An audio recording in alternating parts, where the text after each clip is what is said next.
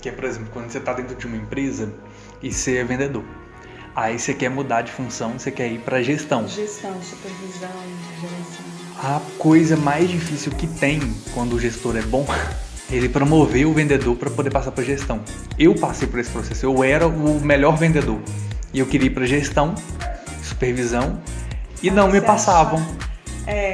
Aí agora que eu tenho o meu escritório, eu entendo a cabeça do gestor que estava lá, que ele era muito bom, hoje eu reconheço isso. Eu entendo. Dele não querer me promover, porque se ele me promove e eu sou ruim de gestão, de gerir pessoas, ele perde 2 funcionários. Ele perde um gestor e um vendedor. Então é melhor manter o vendedor.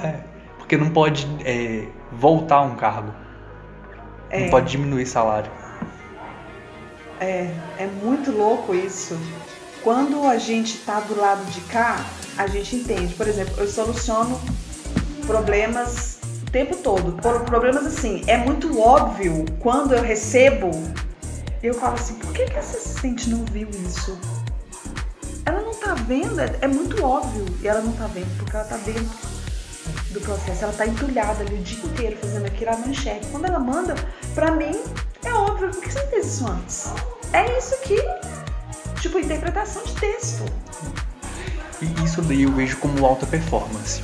Por exemplo, quando você vai ver o podcast dos sócios lá com a Malu Perini, o Bruno e os convidados lá, que eles vão falar sobre o Joel J, por exemplo, vai falar sobre alta performance.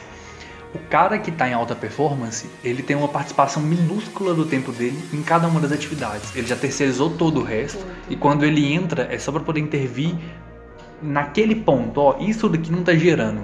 O que tá fazendo a roda não girar? É um prego que está ali. Ele chega para poder ser cirúrgico, vai lá, tira aquele prego e volta a funcionar tudo de novo. Isso é alta performance. Quando você está envolvido demais no processo, você vai absorvendo todos os problemas, você vai deixando de fazer alguma coisa e no de você deixar de fazer alguma coisa, a coisa para de funcionar. O processo para de...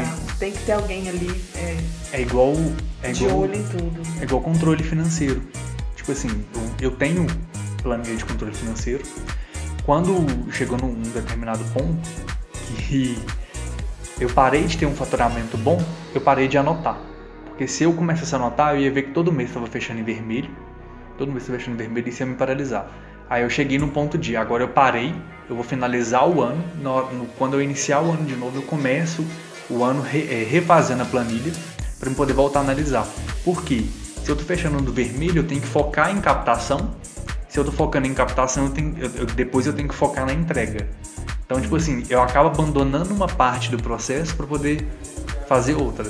Se eu já tivesse gente trabalhando para mim em cada uma dessas etapas, na etapa de captação, eu faria a venda. Alguém traz o produto para mim, o cliente para mim, eu faço a venda do meu produto, que é o serviço. Aí eu passo para alguém desenvolver, aí eu passo para a metodologia toda que eu criei. Aí eu passo alguém para poder entregar, eu passo alguém para fazer o pós-venda, eu consigo e alguém para poder tomar controle financeiro, por exemplo, para anotar todos os gastos da empresa. Sim.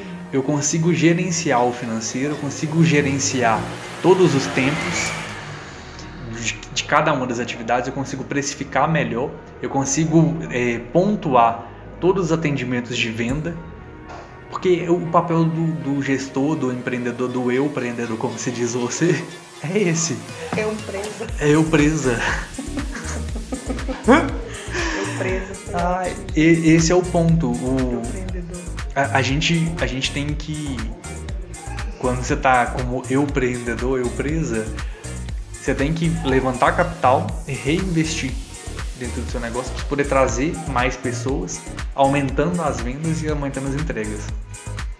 Se você faz isso, você consegue fazer o negócio girar. Só que a gente não tem às vezes acontece várias empresas o tempo todo, todos os dias, que não te deixa juntar um capital para poder subcontratar, né? Fazer as terceirizações. E você vai ficar assim até você ter algum tipo de reconhecimento. Na hora que você tiver ali, tipo assim, a oportunidade vai surgir e você tem que estar preparado para ela. Se você não estiver preparado, você não... Eu até fiz um episódio no podcast, o custo da oportunidade. postei semana passada, eu acho, semana passada. Eu falei sobre isso, é tipo rapidinho, 8, 9, 10 minutos ali, e eu vou falar sobre isso, sobre a questão dessa oportunidade.